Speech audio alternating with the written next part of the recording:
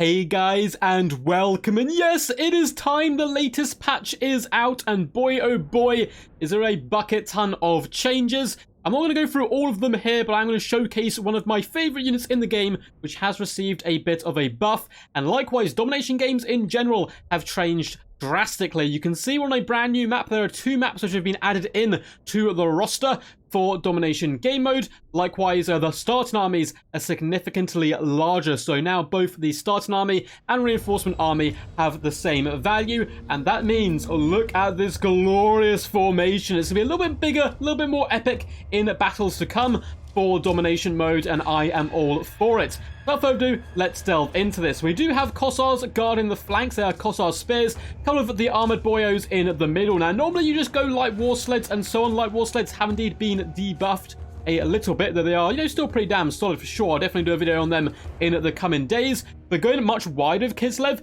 is certainly an option. Their infantry is a bit quicker, and you can starve a larger army, so protecting range units is a little bit easier.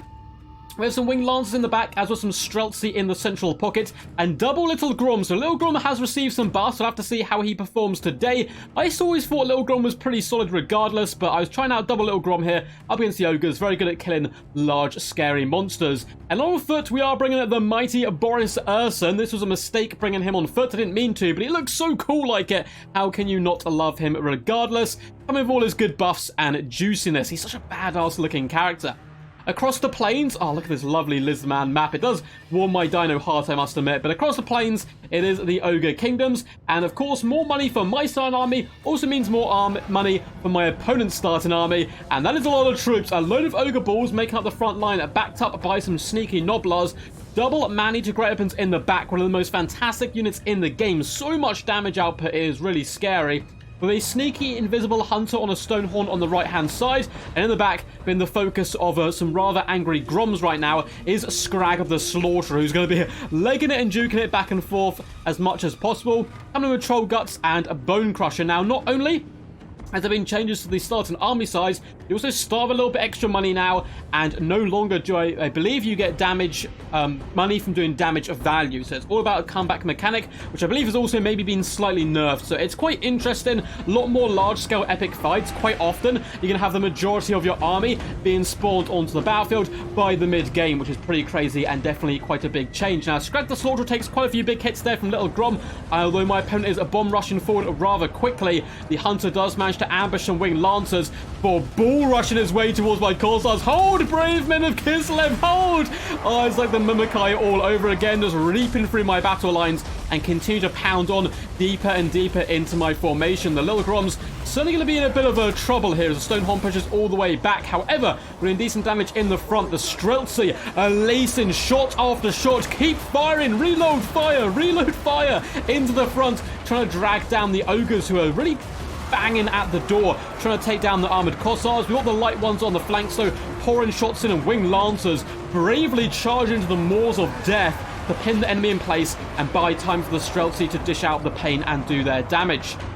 In the back, we are able to summon some Warbear Riders. Stand your ground goes down on them. Boris falls back into some of the Warbears, but should hopefully be able to drag down the Stonehorn. However, it has massive armor value, so it's going to be quite hard to take down still. Little Groms are once again focusing down at Scrag the Slaughterer, doing decent damage. Wing Lancers fall back and start to rotate up towards Objective 2, and Kossars move forward to hopefully protect the Streltsy. They're going to switch places and fall back a little. And I must admit, this was from a live stream, by the way. Loads of awesome games. Feel free to go check it out. But I must admit, whilst playing on the live stream, I kind of forgot I was doing domination because these large open-scale battles. I had to remember I need to go for objectives as well. Let me take a little bit of getting used to. Wing Lancers charge downhill onto the Saber Tusk. It's going to be a decent fight for us, though we are quite injured, so I'm not sure if we're going to be able to win it, though we'll do a lot of good work. It looks like Scrag is taking significant damage now from the little Groms, who are really doing some awesome long-range damage prowess and bringing it down, and the Pain and Fury onto Scrag the Slaughterer.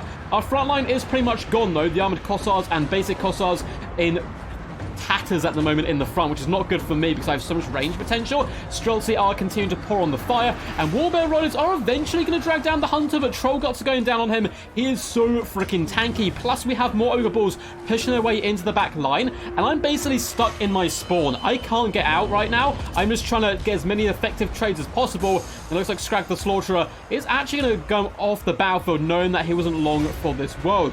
Objective 3, no one currently has it. No one has Objective 1 even. And I'm actually going for a sneaky capture on Objective 2 with some Winged Lancers. Lead Belchers do turn around though, and they're attempting to turn and burn, exploding my forces with mighty cannon shots. Luckily, the Lisman protects me even when I'm not playing them, and a few shots do hit this mighty totem. I spot this, so I'm going to go for a full-on charge. Winged Lancers aren't scared of anything, particularly a couple of fat geezers holding wannabe cannons. So I do charge forward, and it looks like we take significant damage on the way in, but the Winged Lancers, they're famous for a reason, and it is their famous charges. Lancers load, slamming into the Lead Belchers, doing some really solid burst damage there. Should be enough to overwhelm them. In the main fight, you can see the Streltsy are finally being pushed back. We have Zargard being summoned to pin in the gaps and hopefully hold back the less elite enemy troops. The little Groms are escaping and continue to pour on the fire nice and thick. Looks like we're launching shots into the Hunter, and despite getting that Troll Guts early on, he is getting dragged down by the Warbears, as well as the mighty Foot Boris, who's popping all his buffs now, and the Hunter is fleeing to attempt to save its own skin. I'm still stuck in my deployment zone though. Noblars are pushing towards Objective 3, and they really need to get out as quickly as possible and spread wide. I am getting far better trades than my opponent though, so hopefully in the late game we can turn this bad boy around. Streltsy are desperately trying to fall back. Armored Kossars and Zargard should be enough to mop up the Gorges, and Gorges have received a significant debuff. There's less models on them, less armor piercing, and they really struggle now up against units like Zargard, who have that heavy armor and should be able to decapitate Gorges. They're more meant for being light infantry and medium infantry, kind of armored blenders, really, is what the Gorges are all about. But it is looking like we're eventually going to get out of our deployment zone and push back the opponent, as he is starting to run desperately low on forces. We've done a significant more damage to him than he has to us.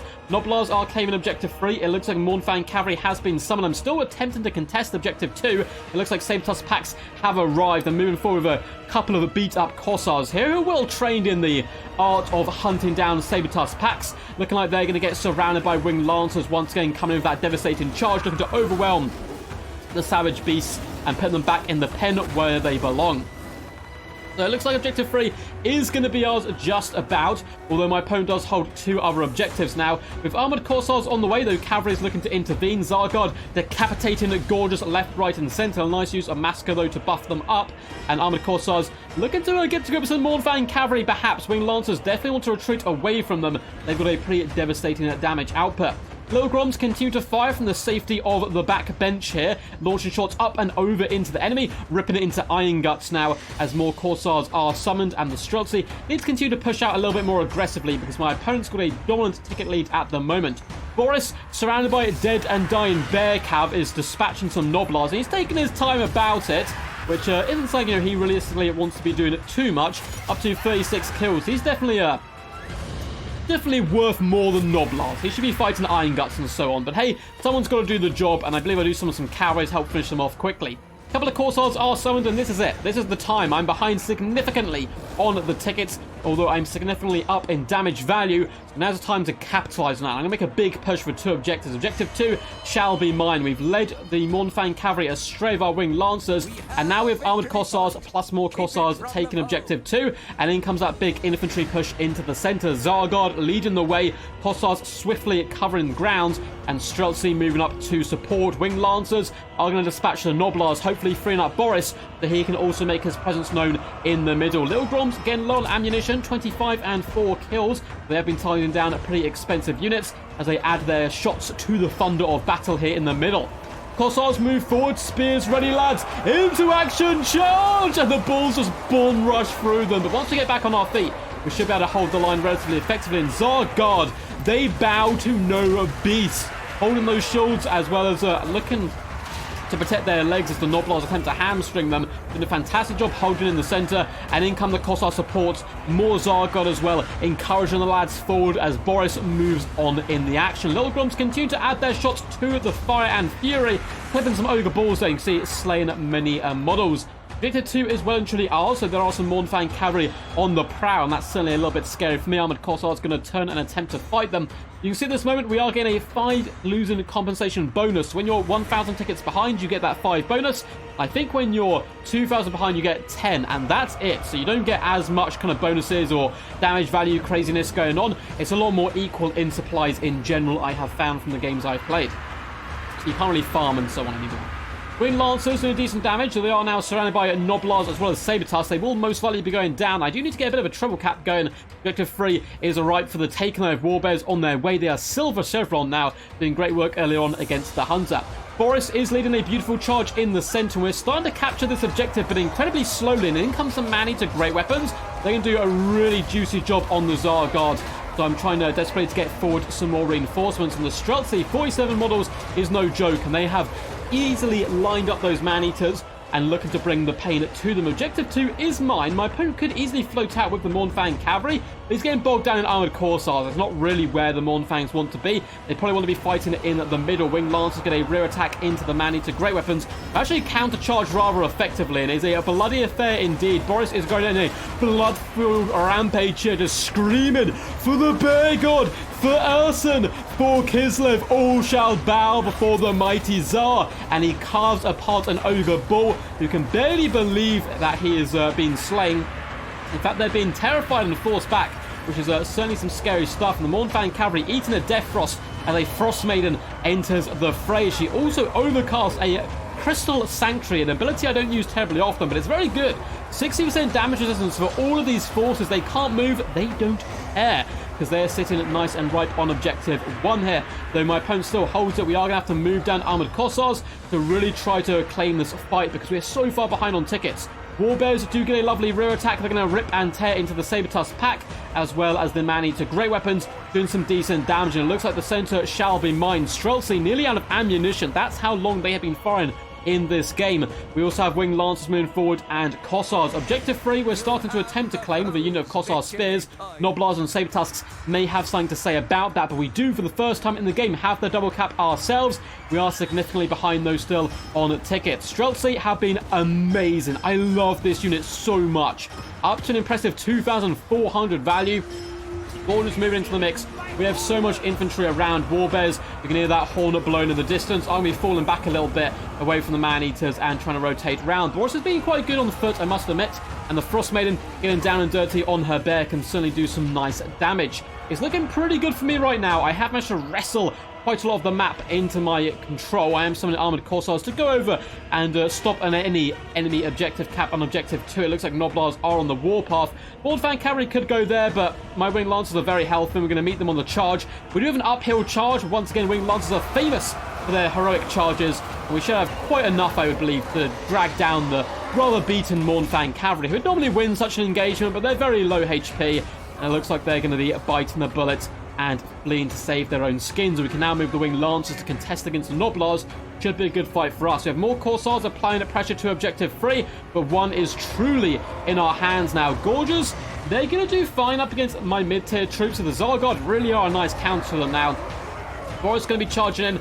It looks like the man-eaters were suffering from some kind of poison from our ice switch there. It looks like she maybe did do one of her frost death attacks down on them.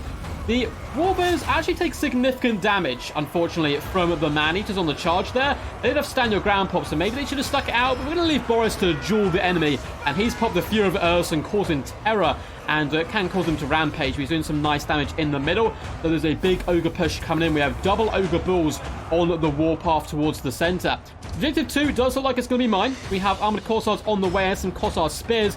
Probably going to want to rotate some of these down into the middle objective, and it looks like I do just that, knowing that objective 2 is actually pretty secure. I'm going to leave some Wing Lance over there and armored corsairs. Everyone else is going to come down into the mid, and I do start to get the treble cap. It looks like we've sent enough corsairs over there to break down the beat-up troops of my opponent, and the brave men of Kislev do charge down towards the middle once more. Since our guard did a decent job in the mid, we've got the Warbear rise up to Silver Chevron, continue to fight strong, and the Streltsy, I used up all the ammo, so I'm like, well, I might as well just move you into combat. They've got decent melee stats. Triple Bronze Chevron now is so impressive. And it looks like a little Grom. My god, the launch. So my first 2 little Groms used up all the ammunition. We summoned a 3rd little Grom onto the battlefield. And it looks like the Iron Guts paid the troll toll. 3 dead models from 1 volley. Little Grom is so powerful now. I know I focused it mainly on the front and not on the end part of the battle, but they're doing so much damage all day long. I get the triple cap, and a little bit of a tease there for you guys. This epic battle does fall short, but my opponent decided to retire, and I don't blame him. Though Boris was going down, he had no army left. Wasn't going to get any big bonuses on his reinforcements because we were so even ticket-wise by that point. and it was a victory for the might of Kislev. All round, big fan of the changes. Do I agree with all the changes, and do I think they're like perfect or anything? Obviously not, but larger armies, I was skeptical on it originally. Was I going to like it? Was I not? I'm a big fan, at least currently, of the larger armies. I played about 10 games on stream. We streamed for about 3 hours. If you want to go check them out, that is up now. I actually released it today. This video is coming out on the same day as that stream. I will probably be casting quite a few games from the stream because we were trying out new units. And I want to delve into a deep dive on, hey, why I thought those units were good. But that's going to be very different from actually seeing it live and seeing my point of view. So, you know, if you enjoy one, you'll probably enjoy the other as well. So feel free to go check them out. But all around, big fan of the nerfs to War Sleds, to Iron Blasters, to Gorges. I think all those units are still viable and useful, but have been made much more balanced, which is exactly what I want. I don't want units nerfed into the ground where they can't be played, and I think they've done a good job with that balance. New maps, very big fan of both of the maps, actually. Very different as well, different styles of play. I think Balovitsa going to be a very popular map amongst the kind of classical Warhammer 2 tournament players, because it is nice and open, yet you can play domination on it rather successfully. So yeah, all round, really impressed with the changes, and looking forward to more to come in the future. And Little Grom's being buffed, performed really well. 2.3k gold value and 66 kills on this bad boy. The other one, 1.1k and 4 kills. A really solid backbone for my build. And the Streltsy came in clutch. Now, we'll delve into the gold value and kills all these units in a second, but if you guys enjoyed this video, make sure to leave a big fat thumbs up, subscribe to the channel as well for more content into the future, and comment down below what you thought of the battle, yell quack at me, and what did you guys think of the changes? I'd love to hear your guys' thoughts and opinions on the patch so far. Did it meet your expectations? Was it better than what you thought? Was it worse than what you thought? And all that juicy stuff. Links in the description. Twitch, Patreon, Discord. Discord, you can submit replays to me. Patreon, you can support the channel. And Twitch, I do occasionally do streams. I haven't done that many recently. I'm a mixed bag with Twitch, but I do stream there occasionally, so feel free to go and give me a bit of a follow. So 1.4k, just shy of at least, and 79 kills for Foot Boris was a bit of a Chad in the center. Streltsy, 2.5k value. I love Streltsy. They do so much work if you can protect them. 696 value on the Wing Lancers. Kossars, yeah, did a solid job. I'm actually really impressed with the Spear Kossars, of course, against Ogres. Expect them to do well. 930 and 930 value on both of them. 620 on the Frost Maiden. I love the buffs, though. 3,000 value on the War Bears. Surrounding that Hunter and dragging him down, the Hunter became the Hunted, and being useful in the mid-game as well. 1.3k and 1k on the Zargard. Still a fantastic utility holding unit. 1.3k on the Wing Lancers, and Armored Kossars 900 value, and looks like the Spears did a relatively decent job, up all the way to 1,000 value, the others in the high hundreds. As for my opponent, Scrag the Soldier got sniped early on by Little Grom and the Streltsy, just shy of 2k value on the Hunter though. He's such a powerful beastie. Man-Eater Great Weapons are fantastic, some of the best units on the Ogre roster. 2.4k and 1.4k on them respectively, 1,000 on the Balls. Very cost effective, and I think, though Ogres have been nerfed, Gorge has been nerfed and so on, I still think they're... It's early days, so I don't want to say this is like a definite opinion, but from the early kind of play that I've done with them, I still think they're incredibly powerful, possibly still the best faction in the game, but a lot closer. I think a lot of stuff has been pulled more into a middle kind of tier, which is good. 1.2k on the Gorges, 700 on the Cav, Noblars, of course, not really there for their value. 800, 400, and 895 on the Sabertusks. Lead Belchers, unfortunately, weren't able to shine because I focused them down. Likewise, similar situation happened with the Iron Guts. Little Grom, he sees a threat, he deletes a threat. Hope you guys enjoyed this one. Until next time, peace, peace. And as always, stay awesome.